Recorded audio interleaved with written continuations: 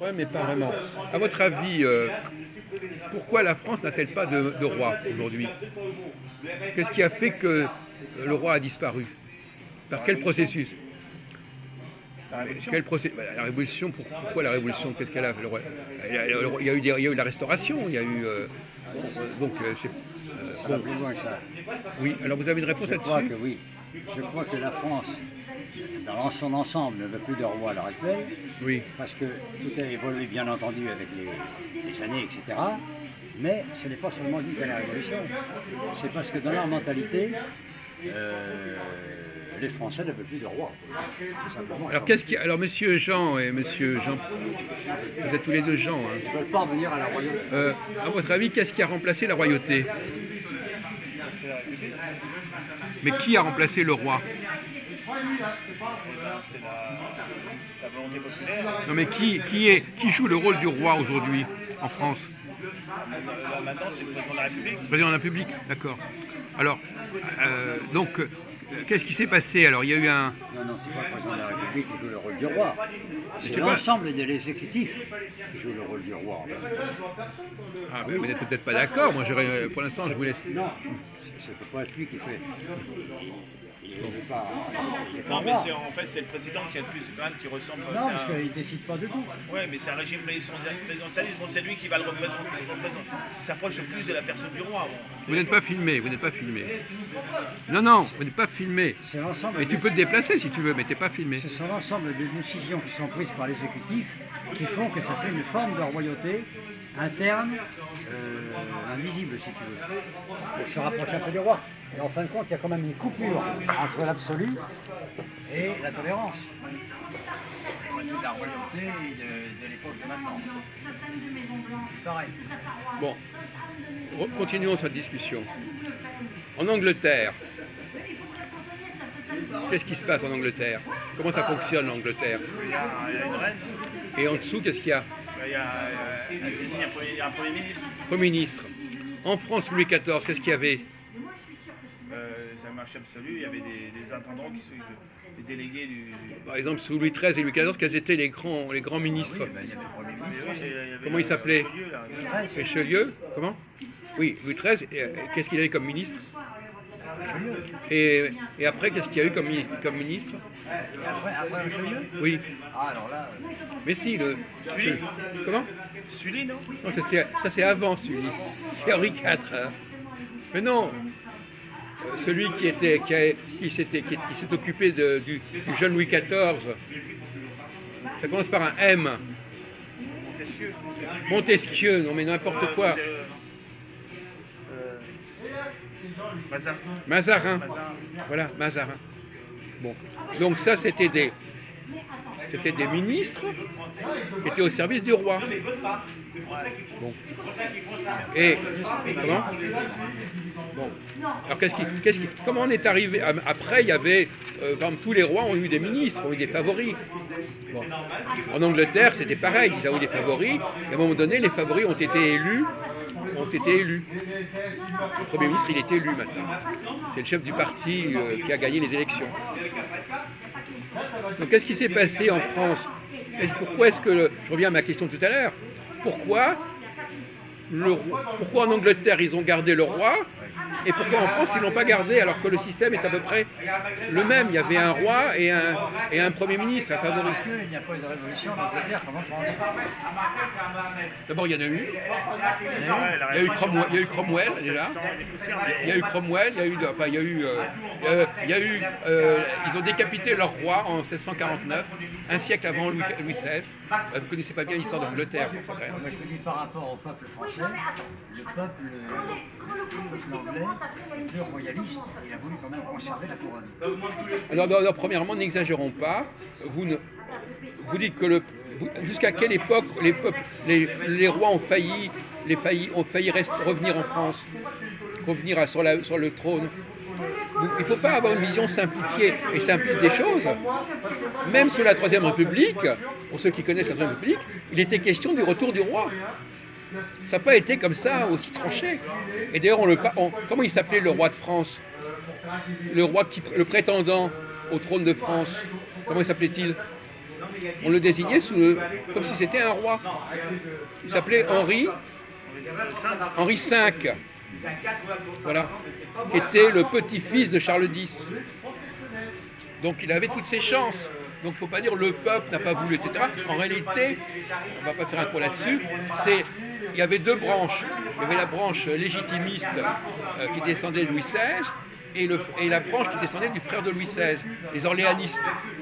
Et ils se sont disputés entre eux et c'est à cause de ça que finalement ils ne sont pas arrivés à rétablir la monarchie après la chute de l'Empire de Napoléon III. Donc je repose ma question. Par quel entourloupe, disons-le, vous connaissez ma théorie sur la médianité. La médianité, c'est-à-dire l'interface. Rappelez-nous quelles sont les perversions de la médianité. Oui, en quoi l'interface peut-elle, celui qui est en situation d'interface, peut-il abuser de la situation? C'est ce qu'il me dit l'autre fois, mais il y a des mois, il me dit il faut accepter. On n'a pas vu ça. Ah mais si. Bah, enfin, ça a été mis en ligne. Bon, vous savez ce que c'est qu'une interface? Une interface, c'est un intermédiaire. Vous avez deux facteurs. Par exemple, le Premier ministre en Angleterre, il est l'interface entre la monarchie et le peuple. Voilà, tout simplement. Le gouvernement, le favori, il est l'interface. Et d'ailleurs, c'est tout à fait évident. Il est élu par le peuple, mais il est là, il doit travailler avec le roi, avec la reine. Bon. Alors, qu'est-ce qui se passe quand le Premier ministre abuse de ses droits? C'est-à-dire que lui qui est l'interface, le rôle des interfaces, c'est quoi? C'est le remplacement de celui avec lequel on est en interface. C'est la fameuse théorie du grand remplacement. Par exemple, les immigrés, c'est l'interface entre qui et qui, Jean? Les immigrés, c'est l'interface entre qui et qui? Et l'autre, le caviar. Et le logement écologique, Ben, c'est pas compliqué à comprendre, ça vous le savez, vous la réponse. Les immigrés, ils viennent d'où? Entre leur peuple et le nôtre. Ben voilà, c'est l'interface. Ils sont ni l'un ni l'autre. Ils sont entre les deux, entre deux chaises. Voilà. Bon. Le Premier ministre, c'est l'interface entre le peuple et le roi. Pour revenir à la question, pourquoi est-ce qu'on va tout le roi? Parce que ce sont l'évolution des mentalités qui ont changé un peu. Oui, mais ça Oui, même si ça va plus loin, c'est ça c'est la réponse. simplement que Non, mais ça c'est la réponse bidon. D'abord, les mentalités, elles sont déterminées par la façon dont le pouvoir s'organise. Donc, ça aspire à une plus grande liberté individuelle, c'est tout. et en quoi le fait qu'on ait un roi poserait des problèmes pour la France? Liberté individuelle, ça. En quoi le roi empêche les libertés individuelles en Angleterre? Vous croyez qu'ils n'ont pas de liberté? Vous croyez pas quand même? Non mais le roi, il n'exerce plus en Angleterre. Eh bien alors pourquoi on n'aurait pas la même chose en France? Oui, pourquoi on ne l'aurait pas gardé symboliquement? Oui, ben symboliquement oui, enfin c'est le gardien des institutions, comme le président de la République. Le président de la République, normalement, il joue, c'est le monarque républicain, il joue le rôle, mais il n'a pas. Quelle est la différence entre un président de la République et un roi? Quelle est la différence? Quelle est la différence de statut et de légitimité? Le roi, lui, il est souligné. Voilà. Le roi, il est désigné par l'hérédité, par la filiation, par le temps. En Allemagne, ils virent 18 Indiens qui ont Oui. participé à l'assassinat. Eh ben, c'est pas la même légitimité. Ils en virent 18. Et ça nous renvoie à la question. Ça veut dire complice de l'assassinat. Ben, Moi, j'ai jamais compris pourquoi en Angleterre, il y a une reine, et pourquoi c'est pas elle qui gouverne, quoi. bon, Bon, il y a peut-être une tradition séculaire, etc. il n'empêche qu'ils ont le respect, comme dirait. C'est eux qui l'ont voulu. Si le peuple, après, c'est eux qui l'ont voulu. On ne va pas prendre tous les problèmes à la fois. Pas compris.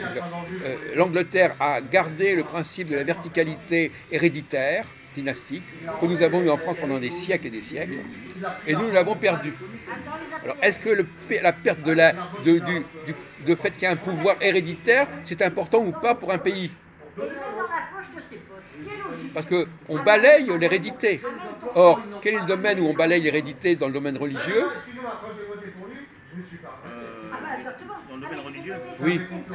Ou est-ce qu'il y a aussi une interface, la fameuse interface des, Des clercs. des chrétiens, Ah, par rapport aux juifs. des chrétiens. Qu'est-ce que c'est que les chrétiens par rapport aux juifs et par rapport aux non-juifs, aux païens? C'est une interface. Ils sont une interface entre le monde païen et le monde juif. Ils sont entre les deux. Bon. Et ce qui est intéressant, c'est que là aussi, on remplace la filiation, c'est-à-dire que voilà, les juifs sont juifs parce qu'ils sont juifs, par le choix. Et je dis, les gens sont chrétiens parce qu'ils veulent bien être chrétiens. Donc on a 3 problèmes d'interface. Les immigrés, les chrétiens et les élus.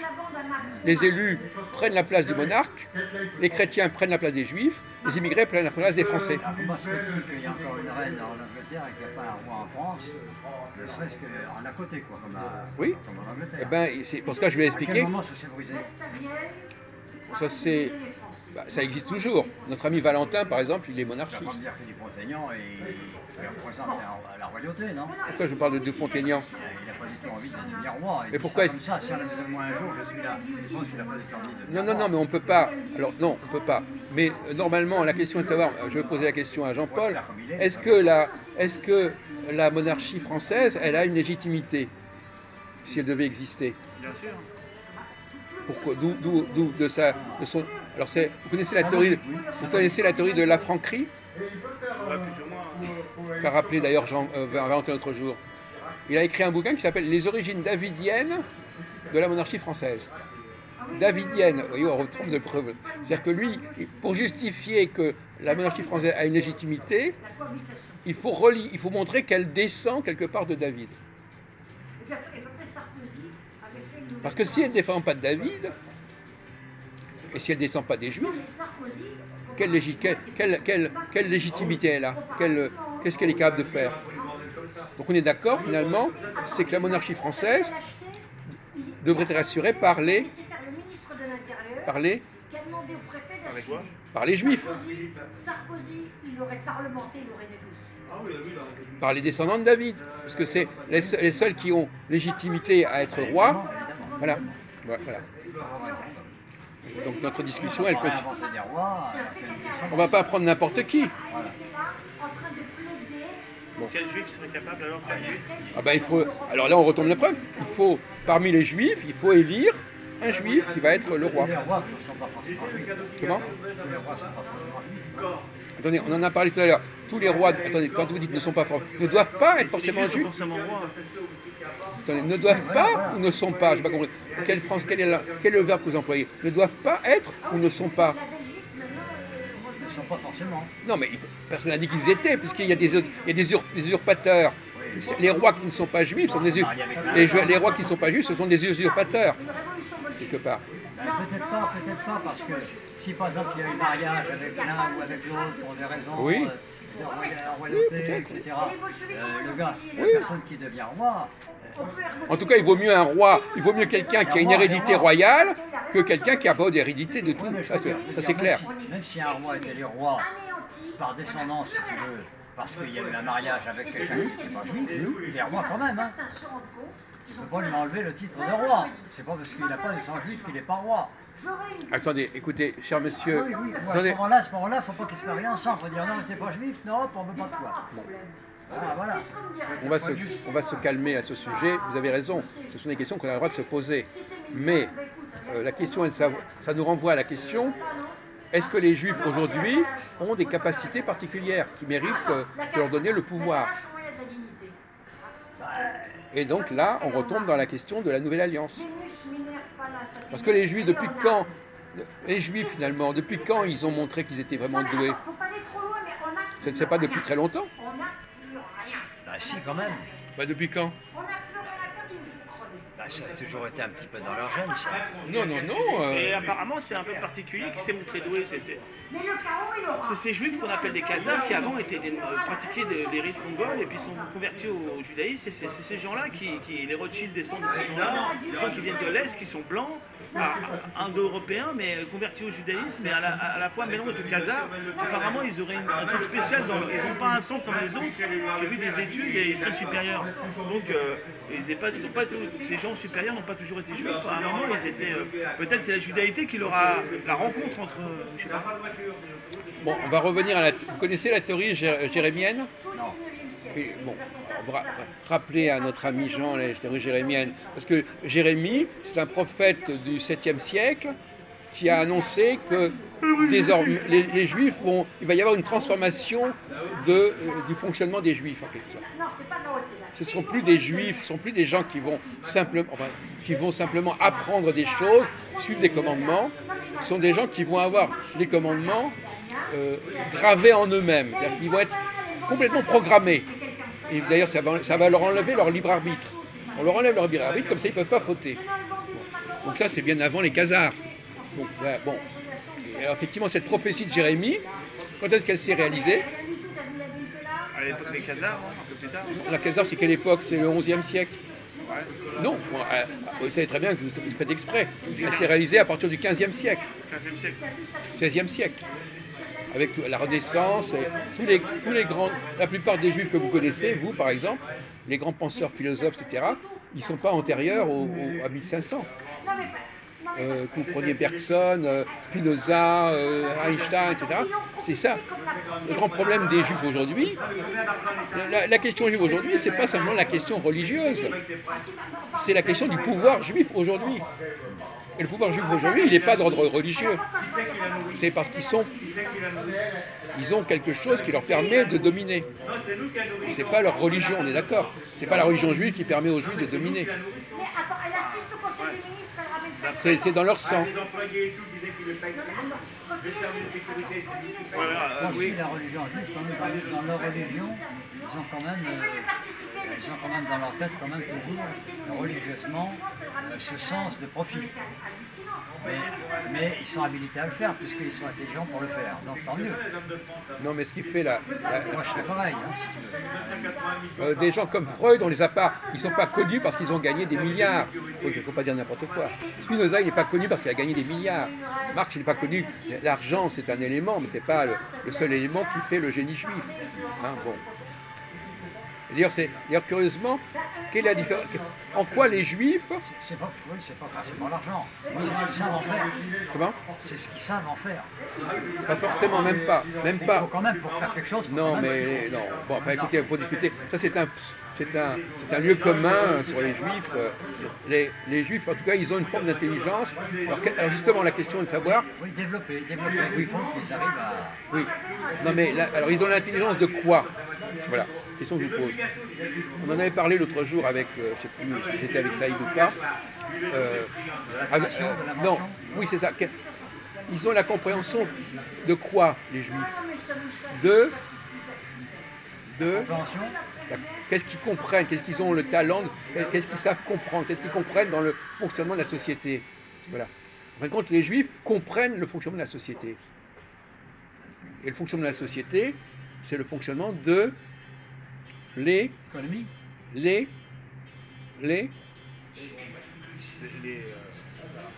L apostrophe et Non, mais attends, il y aura peut-être d'autres choses après. l'État. L'État. On en a parlé, on a fait il y a encore la semaine dernière, on parlait de ça. L'État. Quand on dit les lois, quelles sont les lois principales de notre humanité? C'est les lois qui régissent l'État, l'organisation de l'État, verticale et horizontale. C'est ça les lois, c'est pas aller respecter je ne sais pas quelle loi, etc. Les lois fondamentales, ce sont les lois qui régissent l'organisation de la société et de l'État. D'accord?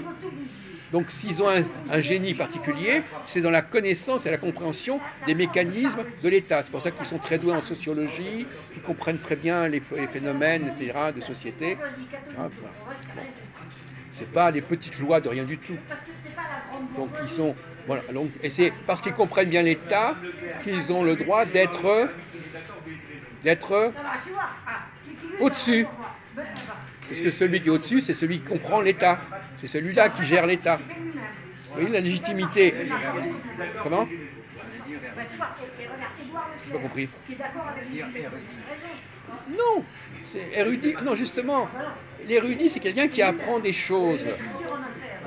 Le génie, c'est celui qui comprend les choses, Il y en a qui ont continué. sans qu'on lui explique. Il les comprend. Non, il a une... Parce qu'ils ont fait des Ils actions ont quand même ailleurs. le don pour ça. Pour faire quoi? Ils ont quand même le don pour ça. Pour faire quoi? Ils ont le don pour faire? Ils ont le don pour justement comprendre des choses. Oui, mais c'est pas l'érudition. C'est pas l'érudition. L'érudition, c'est n'importe quoi l'érudition.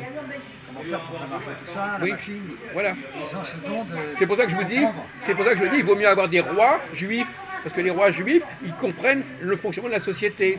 Le roi quelconque, qui ne comprendra pas forcément le fonctionnement de la société, et donc par conséquent, il ne pourra pas jouer un rôle important dans la gestion de la société.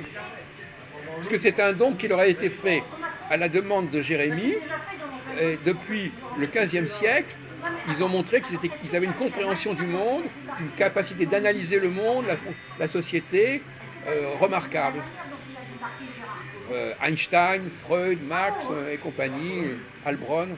Ils ont une espèce de perfectionnisme en eux. C'est vrai ça. Ils ont une sorte de Ils viennent science. de leur état propre, parce qu'ils sont nés comme ça. Ils ont C'est cette tout. programmation. Ils n'ont pas appris particulièrement quelque chose. Non. C'est dans eux. Eh ben, exactement. Et c'est ça la théorie jérémienne. Les Juifs d'il y a 2000 ans, ils avaient appris des choses, mais les Juifs d'aujourd'hui, ils ont ça en eux. Et c'est ça que dit Jérémie. Ouais, il a parfaitement compris. Jérémie leur dit, vous ne respectez pas ce qu'on vous a enseigné, désormais, cet enseignement, il sera en vous. Vous ne pourrez même pas y échapper. Donc il leur insuffle cet enseignement en eux. Alors que les Juifs d'hier, ils avaient l'étape de la loi, ils devaient apprendre certaines choses. Et c'est pour ça que le Juif d'aujourd'hui, c'est pas le Juif d'hier. Est-ce que vous êtes d'accord, machin? Le Juif d'aujourd'hui, dans sa mentalité, c'est pas le Juif qui vendait des chiffons facilement dans le temps. Voilà, il y a eu une métamorphose. C'est-à-dire que, en fin de compte, les Juifs, c'était une sorte de chrysalide, de chenille, et ils ne se sont épanouis vraiment que depuis à peu près un demi-siècle, un demi-millénaire, depuis 500 ans. Voilà.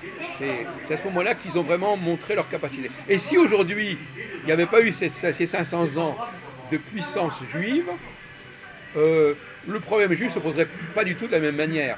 On dirait oui, il y a eu ces juifs de la Bible, bon, etc. Ce serait de l'histoire ancienne.